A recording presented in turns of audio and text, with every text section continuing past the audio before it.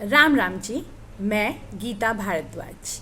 आज हिंदी दिवस के उपलक्ष्य में आप सभी को हिंदी दिवस की हार्दिक शुभकामनाएं। आज 14 सितंबर को हिंदी दिवस क्यों मनाया जाता है, इसके बारे में छोटी सी जानकारी आप लोगों को देने के लिए आपके समक्ष उपस्थित हुई हूँ। 14 सितंबर 1949 को आज ही के दिन कॉन्स्टिट्यूएंट असेंबली यानी कि संविधान सभा ने आर्टिकल 343 के तहत हिंदी को राजभाषा का दर्जा दिया। पर क्या आप जानते हैं कि 14 सितंबर का दिन ही क्यों निश्चित किया गया? क्योंकि 14 सितंबर एक ऐसे महान साहित्यकार और एक गांधीवादी नेता का जन्म दिवस होता है। जी हाँ, उन नेता का नाम है बेवहर राजेंद्र सिम्हा। जी हाँ, ये जबलपुर से थे और बहुत बड़े साहित्यकार और गांधीवादी नेता थे और हिंदी को राजभाषा बनाने के लिए इन्होंने अथक प्रयास किए थे।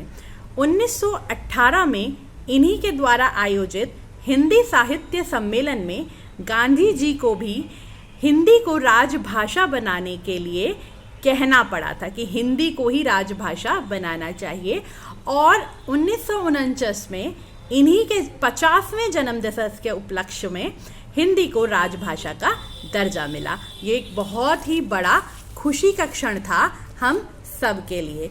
परंतु हिंदी जो है, इसका इतिहास इतना छोटा नहीं है।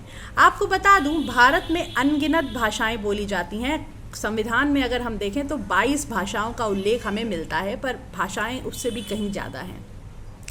परंतु हिंदी का इतिहास यदि हम देखें तो 400 ईसा पूर्व महाकवि कालिदास की लिखी विक्रमोर्वशीयम को अपभ्रंश हिंदी की पहली रचना माना जाता है। जी हाँ, वो भोजपत्रों पर लिखी गई थी और उसको अपभ्रंश हिंदी की पहली रचना माना जाता है।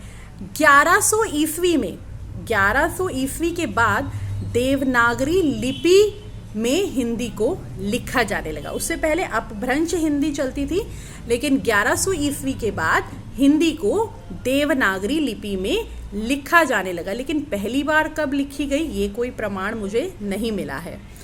1805 में एक लेखक थे जिनका नाम था लल्लू लाल जी। लल्लू लाल जी के द्वारा रचित प्रेम सागर पहली ऐसी पुस्तक है जो हिंदी में प्रकाशित की गई। और आपको ये भी बता दूं कि 10 से 14 जनवरी 1975 में पहला हिंदी सम्मेलन हुआ था नागपुर में। तो आपको ऐसी महान हिंदी भाषा, जी हाँ, जिसका इतिहास इतना पुराना है, जिसका शौर्य इतना पुराना है और जिसको राजभाषा बनाने के लिए हमारे नेताओं ने संघर्ष किया और देवनागरी लिपि में इसे लिखा जाता है, ऐसी हिंदी दिवस के अवसर पर आप सभी को हार्दिक शुभकामनाएं। राम राम, जय हिंद, जय भारत।